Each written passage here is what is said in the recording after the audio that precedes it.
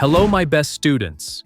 Before Brazil was known for music, football, and celebration, before the colors, the rhythm, and the global image, Brazil was a land shaped by collision. A collision of worlds, of indigenous roots, European ambition, and African resistance.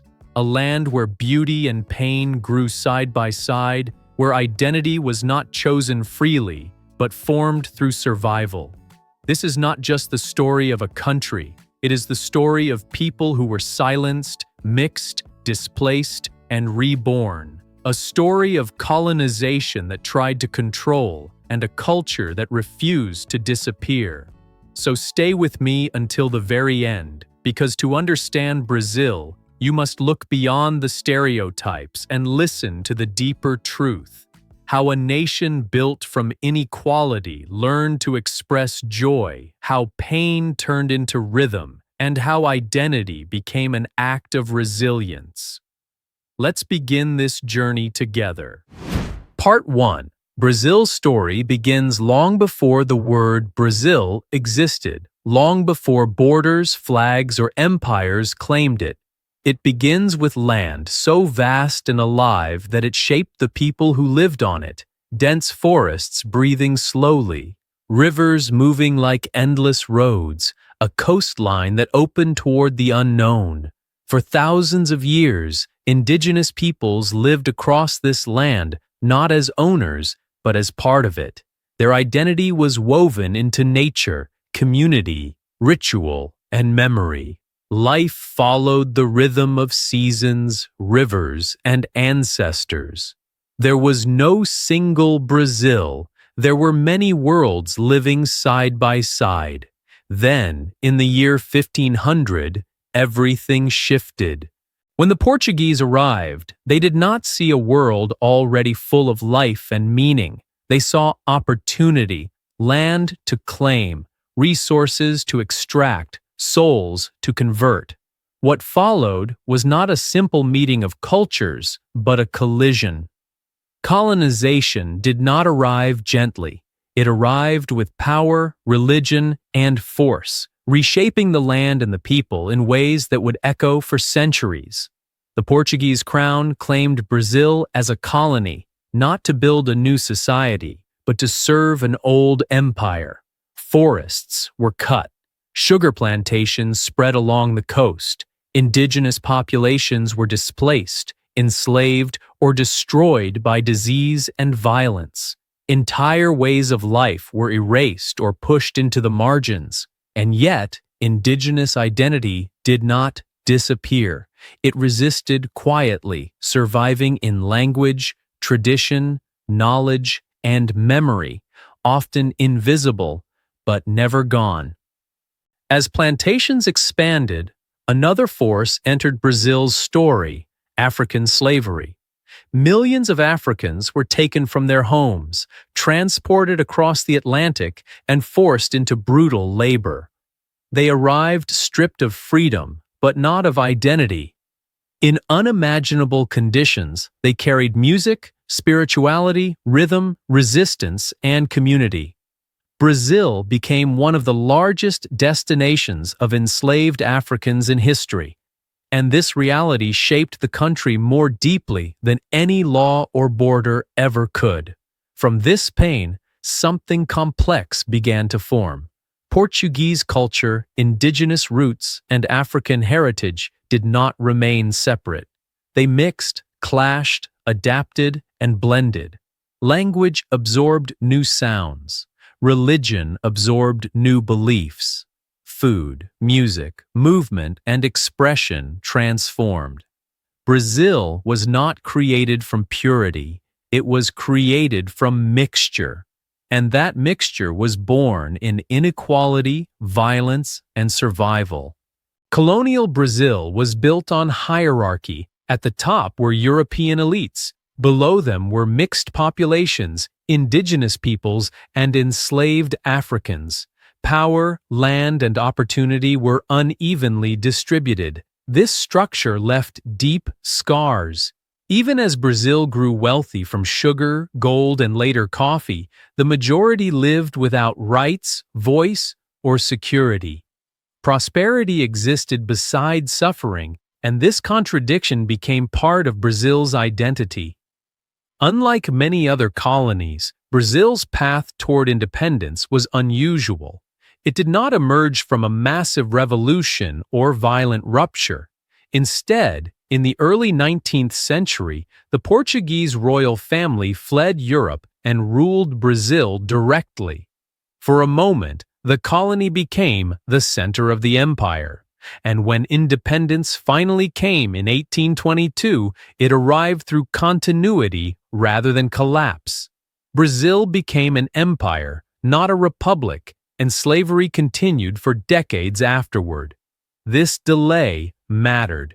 Slavery was only abolished in Brazil in 1888, later than almost anywhere else in the Americas.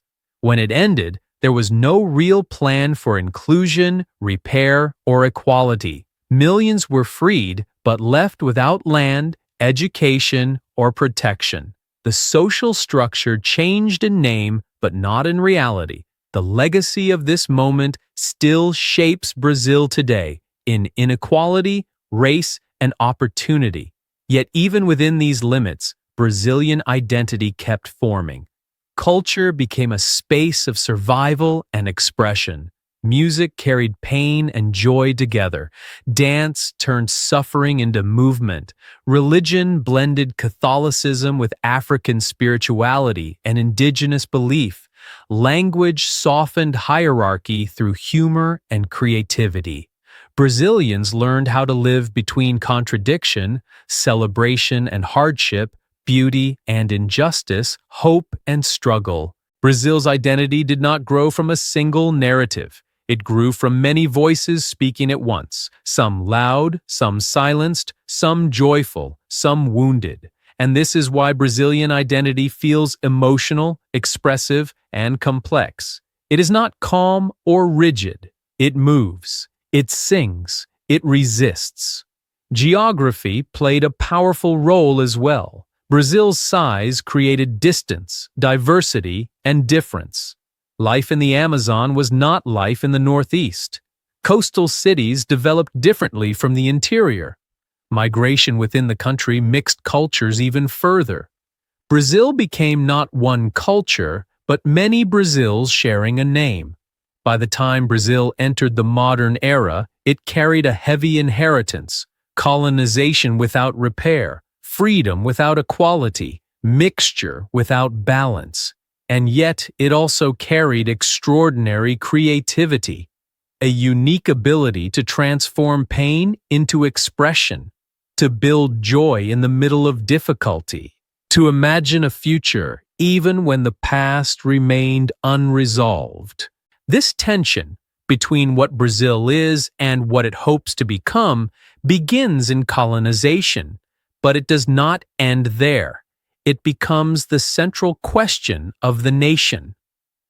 Because to understand Brazil, you must understand this truth. Brazil was not only colonized, it was formed through colonization. An identity, once formed in complexity, does not simplify easily.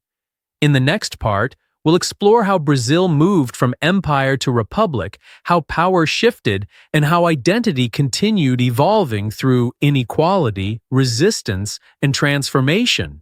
Part 2. As Brazil moved away from empire and stepped into the uncertain space of becoming a republic, the country faced a difficult truth. Political change does not automatically heal social wounds. When the monarchy ended in 1889, power shifted on paper, but everyday life for most Brazilians remained deeply unequal. The structures created during colonization and slavery did not disappear. They adapted. Land remained concentrated in the hands of a few. Formerly enslaved people were free, but without protection, education, or opportunity. Indigenous communities continued to be pushed aside, and a new nation was born carrying old hierarchies inside it. The early republic promised progress, but progress arrived unevenly. Cities modernized faster than rural areas. Elites spoke the language of Europe while much of the population struggled to survive. Brazil wanted to be seen as modern, civilized, and global, yet it was built on exclusion. This contradiction created a constant tension between image and reality, a tension that would shape Brazilian identity for generations. Industrialization slowly changed the landscape. Cities like São Paulo and Rio de Janeiro grew rapidly, attracting migrants from rural regions and immigrants from Europe, the Middle East, and Asia. Factories expanded, new jobs appeared, urban life accelerated. This movement created opportunity for some and hardship for others. Favelas grew alongside skyscrapers. Wealth and poverty learned to live side by side, separated not by distance, but by invisible barriers. At the same time, Brazil began searching for a national identity. Intellectuals, artists, and politicians asked a powerful question. What does it mean to be Brazilian? Is it European, African, indigenous, or something entirely new? Unlike many nations that tried to erase difference, Brazil slowly began to embrace mixture as part of its identity. The idea of mestiçagem, cultural and racial blending, became central to how Brazil described itself. This idea was both empowering and problematic. On one hand, it recognized Brazil's diversity and rejected racial purity. On the other hand, it sometimes hid inequality by suggesting harmony where injustice still existed. Brazil celebrated mixture in culture, music, and art, but did not always address discrimination in daily life. Identity became something beautiful on the surface, while struggle continued underneath. Music tells this story clearly. Samba emerged from Afro-Brazilian communities, carrying memory, resistance, and joy. It was born in marginalized spaces, yet became a national symbol. The same happened with Carnival, a moment of collective celebration where social boundaries seemed to disappear, even if only temporarily. These cultural expressions allowed people to reclaim dignity and voice, even when political power remained distant. Religion also reflected Brazil's layered identity. Catholicism remained dominant, but African spiritual traditions survived through adaptation, blending with Christian forms. Candomblé and Umbanda preserved ancestral memory under new names. Faith became both refuge and resistance, offering meaning in a society that often denied justice. As the 20th century progressed, Brazil experienced cycles of democracy and authoritarianism. Periods of openness were followed by repression. The military dictatorship that began in 1964 imposed silence, fear, and control, yet it could not fully erase creativity or dissent. Artists, musicians, writers, and ordinary people found ways to speak indirectly, using metaphor, rhythm, and humor. Brazilian culture became a space where truth could survive when politics could not. This era left deep marks. Trauma, censorship, and mistrust of institutions shaped collective memory. When democracy returned, it brought hope, but also unfinished business. Inequality remained. Corruption eroded trust. Violence grew in cities where opportunity was scarce. Brazil continued growing economically, yet socially it remained divided. And still, something remarkable persisted: resilience. Brazilians learned how to adapt, improvise, and survive. The concept of jeitinho, finding a way around obstacles, reflects both creativity and the failure of systems to serve everyone equally. It is a response to complexity, not a solution, but it reveals how people navigate daily life in an unequal society. Identity continued evolving through sport, especially football. Football became more than a game, it became a symbol of possibility. Players from poor backgrounds rose to global fame. Victories united the nation, even if briefly. Football told a powerful story that talent could emerge from anywhere, even when opportunity could not. This story inspired pride, but also masked structural problems that made such success rare. By the end of the 20th century, Brazil stood as a country full of promise and contradiction.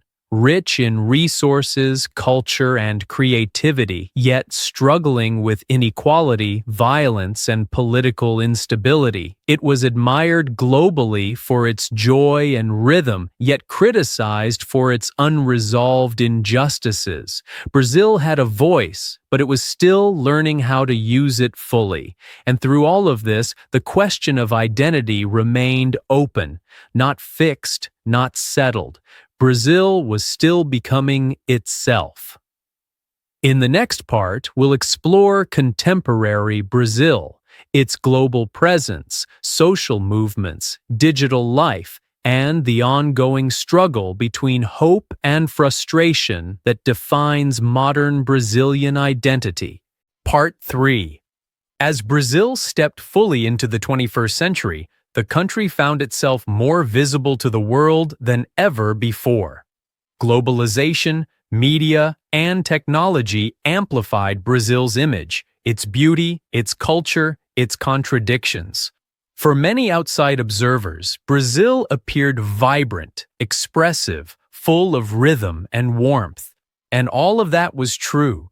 But beneath the surface, Brazilians were still living with the unfinished consequences of their history.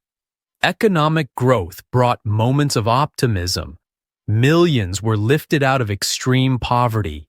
Access to education expanded. Social programs created real change in everyday lives. For a while, it felt as if Brazil was finally beginning to close the distance between promise and reality. International attention grew. Brazil hosted global events. Confidence rose. The future felt open. Yet growth also exposed fragility. When global conditions shifted and internal crises emerged, progress proved vulnerable. Corruption scandals eroded trust. Political polarization intensified. Economic inequality, which had never disappeared, became more visible again. Hope turned into frustration for many who felt progress had been promised but not protected.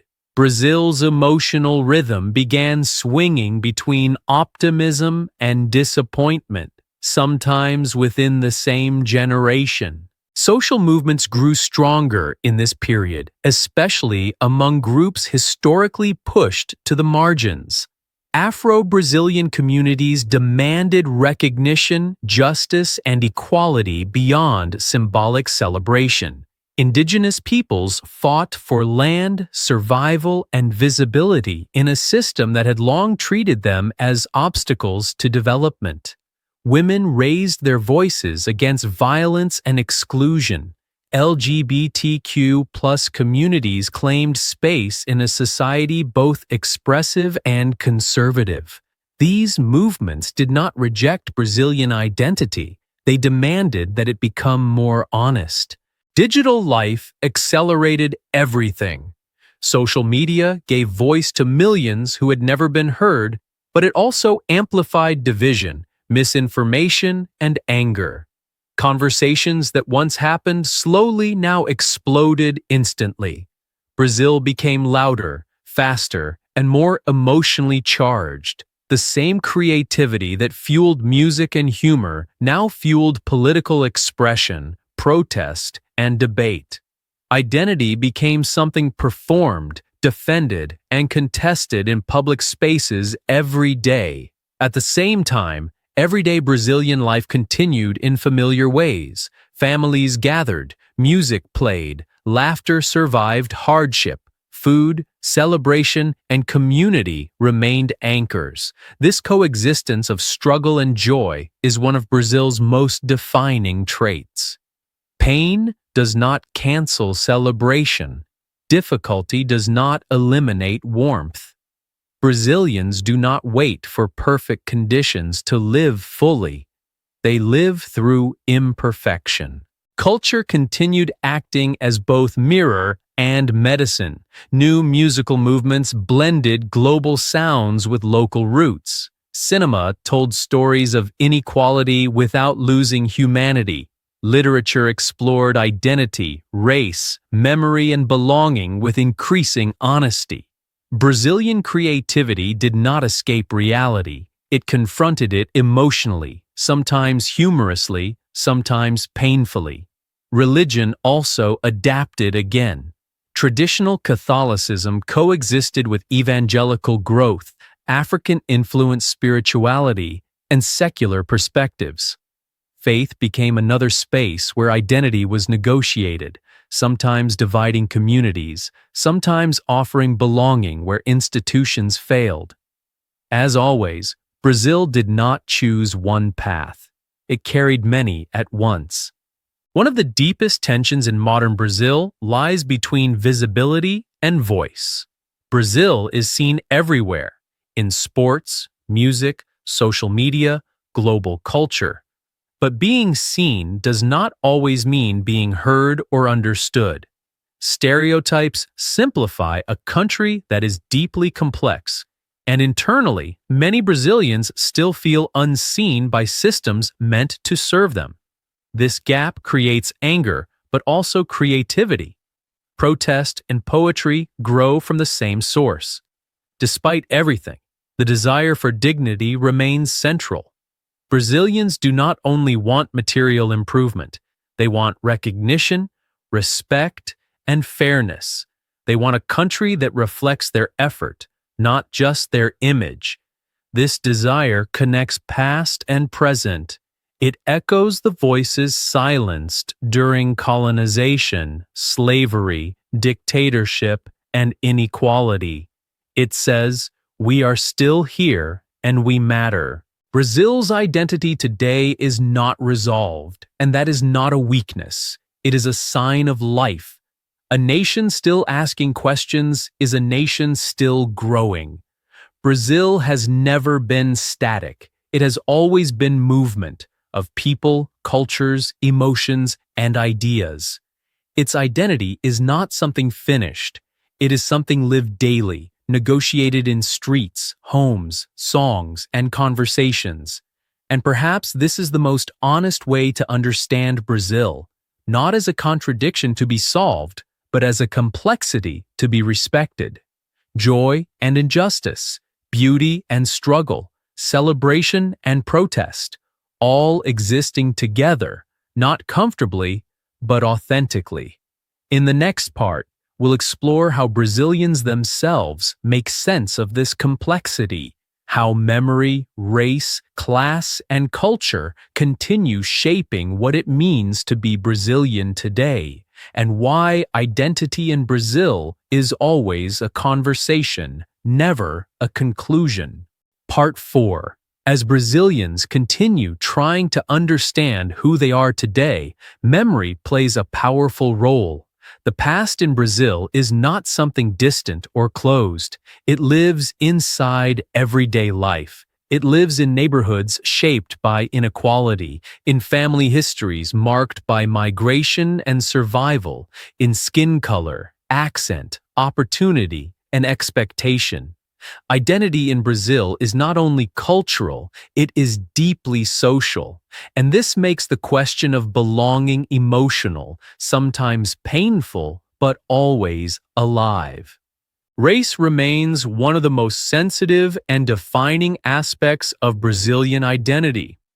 For a long time, Brazil told itself a story of racial harmony, celebrating mixture while avoiding confrontation with inequality. But as conversations became more open, many Brazilians began challenging this narrative. Afro-Brazilian voices grew stronger, asking not only for celebration of culture, but for justice, representation, and opportunity. They questioned why African heritage was admired in music and dance, yet marginalized in education, leadership, and economic power. This awakening did not come easily. It required confronting uncomfortable truths about slavery, about exclusion, about privilege, but it also created space for pride, visibility, and reconnection. Afro-Brazilian history began reclaiming its place, not as a footnote, but as a foundation. Identity became something claimed, not assigned. And through this process, Brazil began learning that recognizing difference does not weaken unity, it deepens it. Indigenous identity followed a similar struggle. For centuries, indigenous peoples were treated as symbols of the past or obstacles to progress, rather than living communities with rights, knowledge, and voice. Modern Brazil began to slowly recognize that its future cannot exist without its first peoples. Indigenous movements fought for land, environmental protection, and cultural survival. Their struggle highlighted another truth. Identity is not only about who we are, but about how we treat those who came before us. Class also shapes identity deeply in Brazil. Opportunity often depends on where you are born, not how hard you work. This reality creates frustration, but also sharp awareness. Brazilians understand inequality not as an abstract concept, but as lived experience. And yet, class does not erase connection. Shared spaces, shared culture, and shared emotion still create moments of unity in music, football, festivals, and everyday humor. These moments do not solve inequality, but they remind people of common humanity. Language reflects this complexity. Brazilian Portuguese is expressive, emotional, flexible.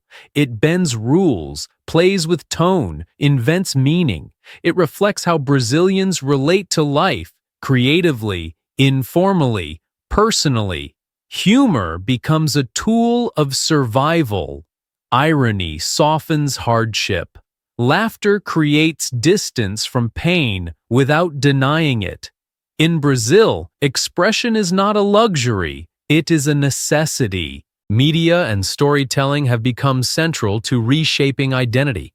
Films, series, books, and online content tell stories once ignored.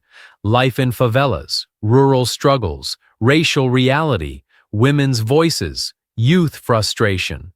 These stories are not always comfortable, but they are honest, and honesty is powerful. It allows people to see themselves not as exceptions, but as part of a larger truth. At the same time, Brazil continues struggling with political instability and polarization. Opinions clash loudly. Trust in institutions remains fragile. Many feel unheard, misrepresented, or manipulated. This creates emotional fatigue. Yet even here, identity does not disappear. It adapts. Protest becomes expression. Art becomes commentary. Debate becomes part of daily life. Brazil does not retreat into silence. It argues, loudly and passionately. One of Brazil's greatest strengths lies in its emotional intelligence. Brazilians feel deeply. They express openly. They connect quickly. This can create intensity, conflict, and drama, but it also creates empathy and warmth. Community matters. Relationships matter. Even in moments of crisis, people look to each other before looking to systems. Brazilian identity is also shaped by the land itself. The Amazon is not just an ecosystem, it is part of the nation's consciousness. Its protection, destruction, and symbolism represent a deeper question. What kind of country does Brazil want to be? One that sacrifices memory and future for short-term gain? or one that recognizes that identity includes responsibility. Environmental debates are not separate from identity, they are central to it. Through all these layers, one pattern remains clear. Brazilian identity resists simplification. It cannot be reduced to joy or suffering, rhythm or struggle, beauty or inequality. It is all of these at once.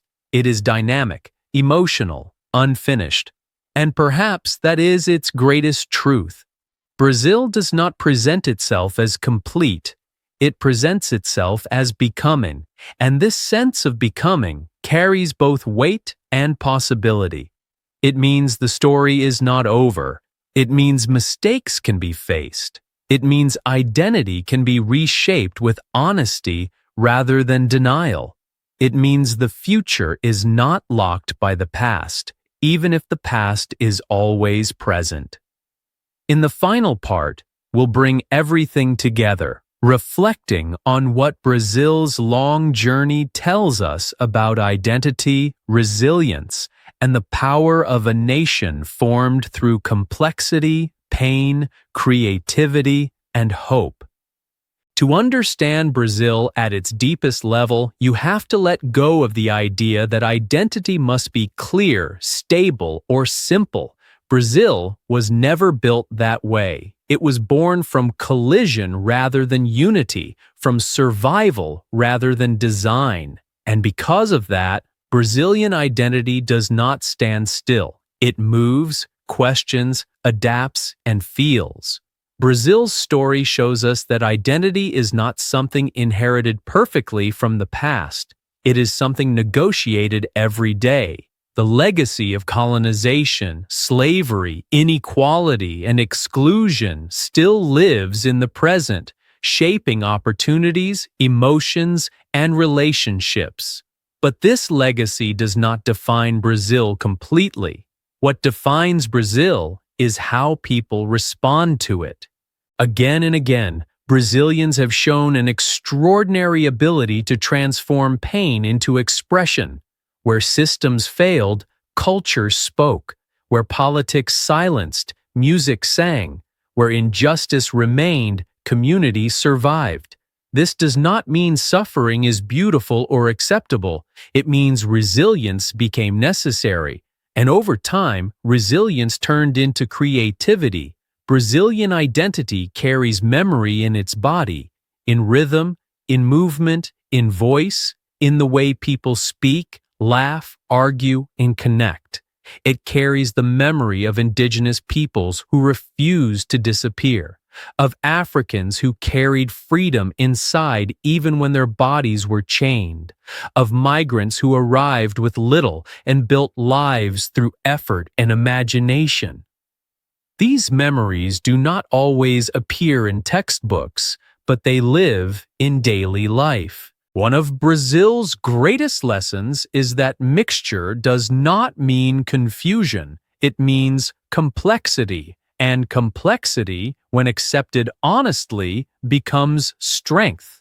Brazil shows that a nation does not need to erase difference to exist. It needs to learn how to live with difference without denying injustice. This is still an unfinished task, but the willingness to face it is growing. The future of Brazil will not be decided only by economic numbers, political cycles, or global opinion. It will be decided by whether Brazilians can continue turning awareness into action, recognition into responsibility, and diversity into dignity. Identity alone is not enough. It must be matched with fairness. And yet, there is hope. Not the naive kind, but the grounded kind. The kind that survives disappointment. The kind that keeps showing up. Brazil's hope lives in its people, in educators, artists, activists, workers, parents, and young voices who refuse silence. It lives in the belief that joy does not cancel justice, and that celebration does not erase the need for change. Brazil is often seen as emotional, expressive, intense, and that is true. But emotion is not weakness. Emotion is awareness. It means people care. It means identity is felt, not just defined. In a world that often numbs itself, Brazil still feels deeply, and that matters. Looking forward, Brazil stands where it has always stood, between what it has been and what it could become. This position is uncomfortable, but powerful. It means the story is still open. It means new chapters are possible. It means identity is not a prison, but a process. Brazil reminds us that nations, like people, do not heal by pretending. They heal by remembering honestly, by listening, by allowing uncomfortable conversations, and by imagining futures that include everyone. From colonization to culture, from pain to creativity, from silence to voice, Brazil's journey is not about reaching perfection. It is about refusing erasure, refusing simplicity, refusing to give up on the idea that something better can still be built. Brazil is not finished. It is becoming, and perhaps that is the most Brazilian truth of all.